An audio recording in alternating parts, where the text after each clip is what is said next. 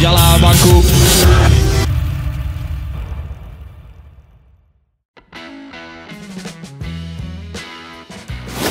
Respon Erick Thohir soal Martin Paes yang disebut jalani sidang CAS pada tanggal 15 Agustus 2024 menarik untuk diulas.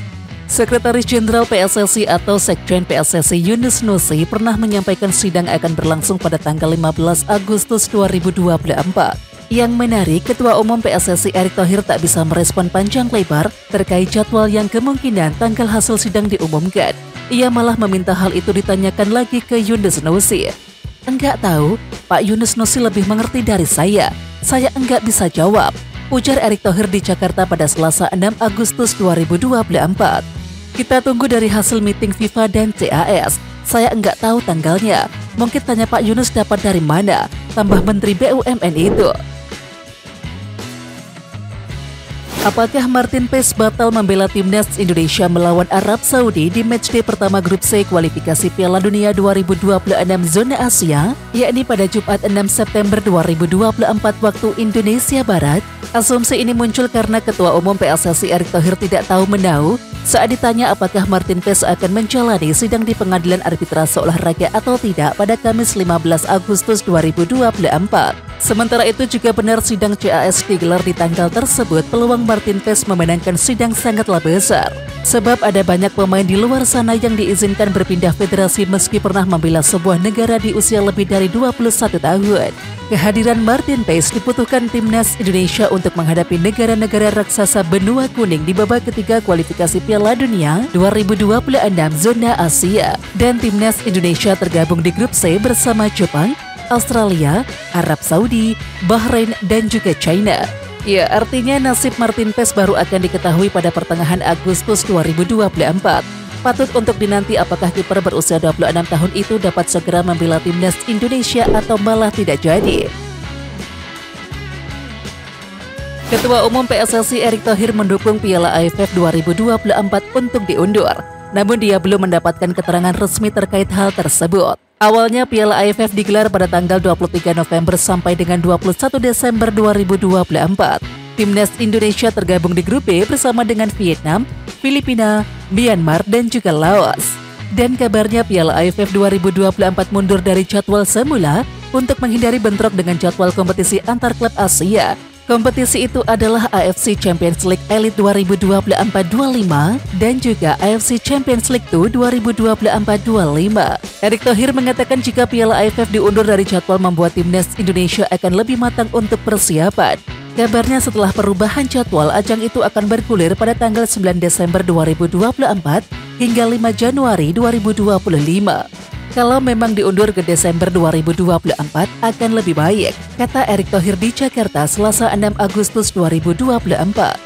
Menteri BUMN tersebut mengatakan sejauh ini memang belum ada informasi resmi terkait hal itu. Jadi pihaknya saat ini masih sebatas menunggu lebih dahulu. Yoom Ki-hoon jadi sosok baru yang akan melengkapi deretan kursi pelatih timnas Indonesia. Yoom akan mendapatkan tugas khusus untuk mengurus striker Scott Garuda. Sintayong memberikan rekomendasi langsung agar mantan pelatih Suwon Samsung Blue Wings tersebut segera merapat ke timnas. Sebelumnya posisi tersebut sempat ditempati oleh Dejan Radonjic yang akhirnya mundur pada tahun 2022 yang lalu. Sementara itu menariknya hadirnya Yoom Ki-hoon sudah dipersiapkan matang oleh Sintayong. Sintayong sudah berkomunikasi dengan Yoom Ki-hoon bulan lalu dan Yoom Ki-hoon tertarik dengan tawaran pelatih kepala timnas tersebut. Menariknya Sintayong memang sempat mengambil cuti dan juga melakukan operasi pleuritis di Korea Selatan, yakni pada bulan Juni dan juga langsung bergegas mempersiapkan timnas. Menurut orang dalam tersebut, Yoom didekati oleh Sintayong bulan lalu. Dia melakukan pembicaraan dengannya untuk pekerjaan tersebut. Pelatih yang dijadwalkan akan tampil di acara sepak bola Strongest Football ini dikabarkan menerima posisi tersebut setelah melihat kesungguhan Sin dan potensi sepak bola Indonesia.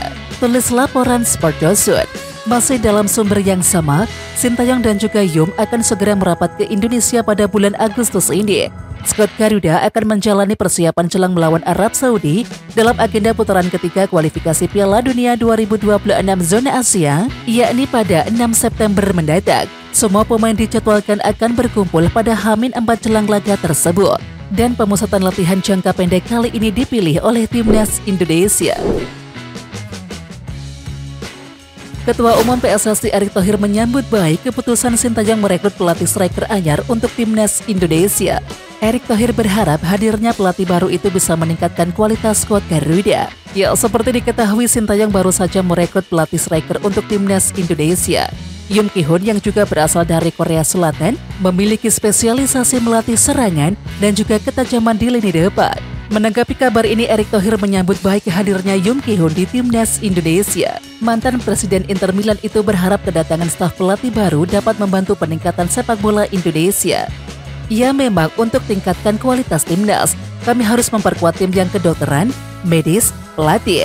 Kalau kita lihat salah satu kelemahan ketika bermain beberapa kali, misalnya lawan timnas Irak, mereka ngepung dan tidak bisa cetak gol, ungkap Erick Thohir kepada awak media di BRI Building, Jakarta, Selasa 6 Agustus 2024. Memang bagaimana tingkatkan kualitas dari goalkeeper dan striker dengan pelatih yang lebih baik. Pelatih kiper baik, sekarang Sin tambah pelatih untuk striker, tandasnya. Sebanyak 5 pemain timnas Indonesia memutuskan untuk pindah klub di musim 2024-25. Pemain-pemain timnas Indonesia itu kini sudah mempunyai klub baru. Pemain pertama yang pindah dari klub lamanya adalah Dimas Drajat. Dimas Drajat sebelumnya membela Persikabo 1973 dari 2016 sampai 2024. Setelah hampir 9 tahun lamanya bersama Persikabo 1973, Dimas Drajat kini memperkuat Persib Bandung. Pemain kedua yang punya klub baru adalah Yaakob Sayuri. Selama membela timnas Indonesia, Yaakob Sayuri datang dari klub sebelumnya yakni PSM Makassar. Pemain berusia 26 tahun itu sudah membela Juku Eja selama 4 musim sejak 2020. Memasuki musim 2024-25, Yaakob Sayuri memutuskan pindah ke klub promosi Malut United. Ia mendapatkan durasi kontrak 2 musim bersama Malut United. Kemudian pemain ketiga yang pindah adalah Yance Sayuri. Dan Yance Sayuri merupakan saudara kembar dari Yaakob Sayuri. Yance Sayuri mengikuti jejak Yaakob Sayuri untuk pindah ke Malut United. Pemain keempat yang punya klub baru adalah Justin Hubner. Justin Hubner merupakan pemain asal klub Inggris Wolverhampton Wanderers. Memasuki akhir 2023, Justin Hubner dipinjamkan ke klub Jepang Cerezo Osaka. Kemudian jarang mendapatkan menit bermain membuat Justin Hubner kesal. Ia akhirnya keluar dari Cerezo Osaka dan juga kembali ke Wolves FC.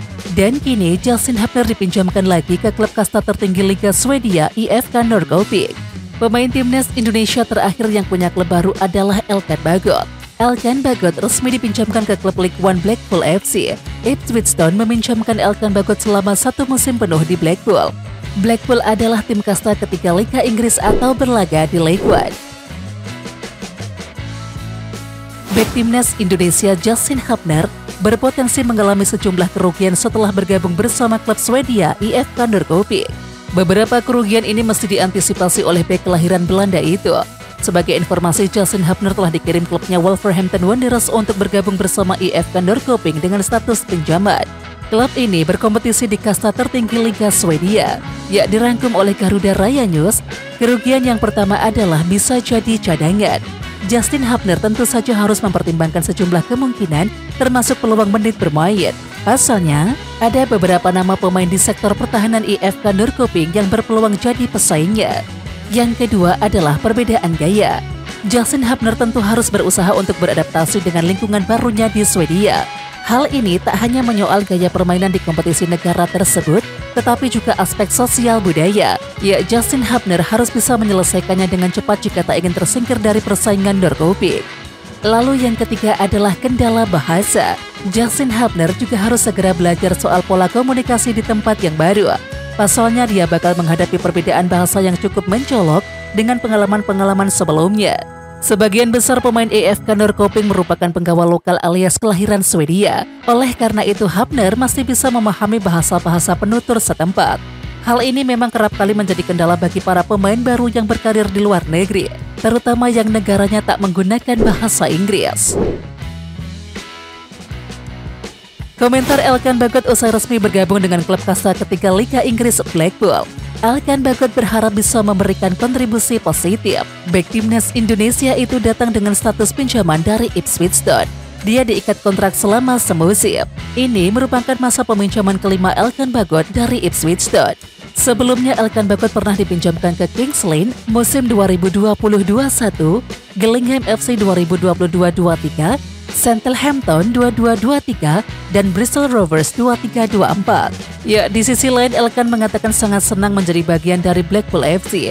Dia akan berusaha memberikan kontribusi terbaiknya. Senang sekali akhirnya bisa berada di sini, dan saya gembira bisa memainkan peran saya dalam apa yang diharapkan akan menjadi musim yang sukses bagi klub, kata Elkan Bagot, sumber laman Blackpool, Rabu 7 Agustus 2024. Saya sudah berbincang-bincang dengan pelatih kepala dan direktur olahraga selama beberapa minggu terakhir. Cara tim bermain, kelompok yang sudah ada di sini semuanya sangat positif. Saya kenal sejumlah pemain lain yang juga ada di sini dan mereka semua mengatakan hal-hal baik, ucapnya. Ketua Umum PSSI Erick Thohir menegaskan drama pemanggilan pemain dari klub ke timnas Indonesia tidak akan terjadi lagi. Orang nomor 1 di tubuh PSSI tersebut langsung menyiapkan gebrakan agar drama tak terjadi lagi di masa depan. Salah satunya adalah dengan PSSI melakukan sinergi dengan PT Liga Indonesia Baru atau LIB untuk penyusunan jadwal kompetisi domestik musim depan. PSSI dan juga PT LIB sudah menyesuaikan jadwal kompetisi domestik, termasuk Liga 1 agar tidak berbenturan dengan agenda timnas Indonesia. Tak hanya semusim saja, kedua belah pihak langsung menyelesaikan jadwal untuk 3 tahun ke depan sampai tahun 2027. Hal ini membuat Erick Thohir yakin tidak ada lagi drama antara pelatih klub dan juga tim nasional terkait pemanggilan pemain tidak terjadi lagi. Sebelumnya proses pemanggilan pemain ke timnas Indonesia kerap menghadirkan polemik. Sebagai contoh ketika pelatih Persija saat itu Thomas Doll kerap bersitegang dengan juru taktik skuad Garuda Sinteyong. Selain Thomas Doll, pelatih Borneo FC yakni Peter Huisra pun juga pernah enggan melepas pemainnya ke timnas Indonesia. Dan kini Erick Thohir pun menjamin masalah tersebut tak akan terjadi lagi. Hal ini disampaikan oleh Erick Thohir dalam konferensi pers Liga 1 Selasa 6 Agustus 2024 sore waktu Indonesia Barat. Kesepakatan dengan Liga dan seluruh klub itu ada payung aturannya. Semua klub pelatih menandatangani ketika timnas memanggil harus dilepas. Iya, tetapi kan kita hidup bertetangga, satu rumah. Jadi kita buat aturan, maka kalendernya sudah disepakati 3 tahun. Untuk timnas senior kita sudah atur jadwal besarnya. Seperti FIFA Matchday untuk round 3 sudah pasti berhenti. Bahkan Liga mendukung timnas sejak H-4 kualifikasi Piala Dunia 2026, ujar Erick Thohir. Ketua Umum PSSI Erick Thohir berharap pemain timnas Indonesia bisa lebih paham dengan laws of the games. Timnas Indonesia akan mulai sibuk berlaga di putaran ketiga kualifikasi Piala Dunia 2026 zona Asia. Dan persiapan tim tentu jadi fokus utama Sinteyong dalam perjuangan memberikan hasil yang terbaik dalam ajang tersebut. Salah satu yang jadi perhatian adalah sikap pemain dalam menerima keputusan wasit. Dalam beberapa laga terakhir terlihat, pemain cukup agresif dalam melakukan protes kepada keputusan wasit yang bisa jadi lebih merugikan tim. Dengan digelarnya Liga 1 2024-25, aspek pemahaman aturan pertandingan diharapkan bisa terus meningkat. Erick Thohir menjelaskan, saat ini PSSI akan fokus pada pembenahan kompetisi, termasuk bagaimana pemain bisa menahan diri dan juga mengambil sikap yang berpeluang semakin merugikan tim. Mereka harus sadar bahwa protes yang berlebihan justru bisa semakin merugikan. Dan musim depan semua pemain harus bisa paham bahwa hanya kapten yang bisa bicara dengan wasit. Kita juga terus dorong edukasi mengenai law of the games. Jadi manajer pelatih mengerti aturan main, bahkan kemarin sudah sosialisasi ya, bahwa sesuai dengan aturan FIFA, bukan aturan Erick Thohir. Ada suratnya bahwa protes pemain itu hanya kapten sekarang di lapangan kepada wasit, kata Erick Thohir. Sementara itu wasit diminta lebih tegas dalam memberikan keputusan. Edukasi ini harus terus ditegakkan agar pemain bisa lebih bijak saat berada di lapangan. Timnas Indonesia U19 disibukkan dengan banyak agenda di pertengahan 2024. Setelah menjuarai Piala AFF U19 2024, Garuda Nusantara akan berlaga di Seoul Earth on Ice Cup 2024. Seoul Earth on Ice Cup 2024 merupakan turnamen yang diselenggarakan oleh Korea Selatan. Turnamen itu akan digelar di Mokdong Stadium, Seoul pada tanggal 28 Agustus sampai 1 September 2024. Namun beberapa pemain keturunan yang dimiliki oleh Timnas Indonesia U19 tidak akan ambil bagian dalam turnamen tersebut. Misalnya pemain keturunan Brazil Welber Liscott The Halim Jardim. Ya, absennya Welber Jardim harus diantisipasi oleh pelatih Timnas Indonesia U19. Sebab sosok berusia 18 tahun itu memiliki peran yang cukup penting di skuad Garuda Nusantara. Absennya Walber Jardim dalam turnamen itu tentu akan membuat Indra Safri mencari alternatif lain di lini tengah. Apalagi rekan duet Jardim yakni Kavia Turski juga harus absen karena cedera. Kisah terpuji Sintayong yang selalu menghentikan latihan timnas Indonesia saat adzan berkumandang. Meskipun bukan beragama Islam, Sintayong menghormati mayoritas para pemain timnas Indonesia yang beragama Muslim. Saat memimpin timnas Indonesia U19 pada medio Juni 2022, Sintayong mengungkapkan alasan selalu menghentikan sesi latihan skuad Garuda ketika adzan atau waktu sholat tiba. Selama ini memang begitu, ketika ada adzan latihan 1 hingga 2 menit dihentikan sampai adzan selesai. Hal itu merupakan salah satu cara menghargai agama pemain, kata Sintayong. Ya, sebelum resmi ditunjuk sebagai pelatih timnas Indonesia pada akhir Desember 2019, Sintayong lebih dahulu belajar budaya Islam di Jakarta. Ia mendapatkan banyak pengetahuan soal Islam ketika mengunjungi Korean Culture Center, yakni pada 9 Desember 2019 di Jakarta. Ya, saling menghormati itu yang membuat Sintayong tak hanya dicintai para pemain timnas Indonesia, tetapi juga publik sepak bola tanah air. Rasa cinta itu balik ditunjukkan oleh Sintayong dengan meningkatkan prestasi timnas Indonesia.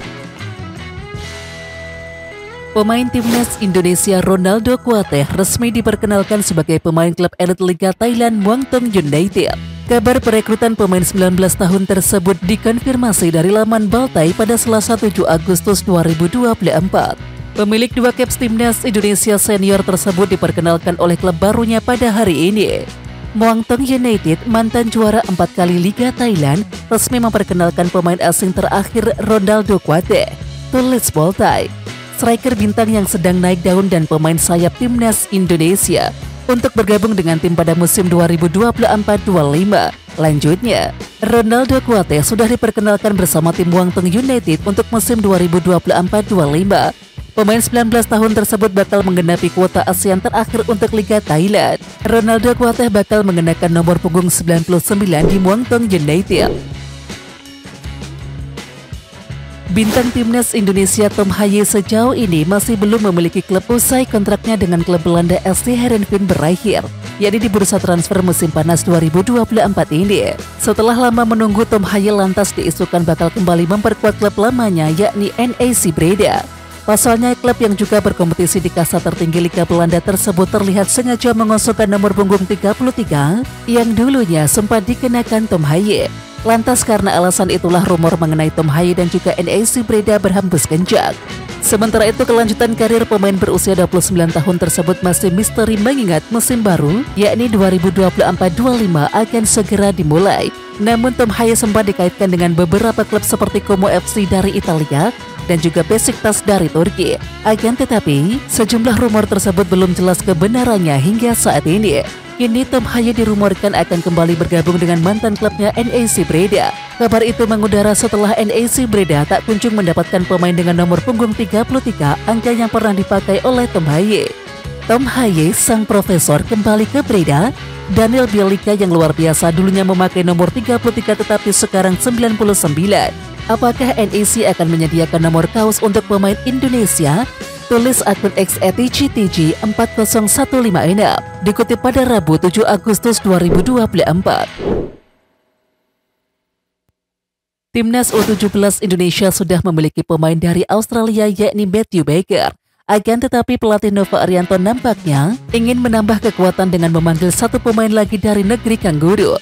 Nova Arianto memanggil 32 pemain untuk diseleksi masuk ke Timnas U17 Indonesia sebagai persiapan kualifikasi Piala Asia U17 2025.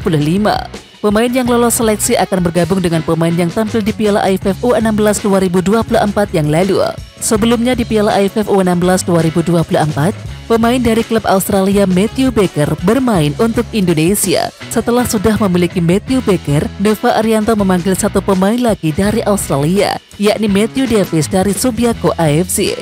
Matthew Davis bermain di posisi bertahan. Selain Matthew Davis, Nova Arianto juga memanggil pemain diaspora dari negara lain. Mereka adalah Ocean Erwin Lim di FC Cardado Spanyol dan Miroslav Fernando di Atletico Madrid FA. Ya, di kualifikasi Piala Asia U17, Indonesia berada di grup G bersama Australia, Kuwait dan juga Kepulauan Mariana Utara. Sementara itu kualifikasi Piala Asia U17 2024 akan digelar di Kuwait, yakni pada tanggal 19-27 Oktober 2024. 10 juara grup dan juga 5 peringkat kedua terbaik melaju ke putaran final yang akan digelar di Arab Saudi pada 3-20 April 2025.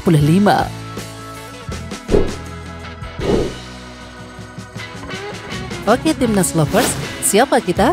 Kita Indonesia. Ayo kita dukung terus sepak bola tanah air Indonesia. Jangan lupa dukung terus Garuda Raya Channel dengan subscribe, like, dan komen karena saran dan kritik kalian sangat bermanfaat untuk perkembangan channel ini. Tungguin video selanjutnya dari Garuda Raya Channel. Salam olahraga.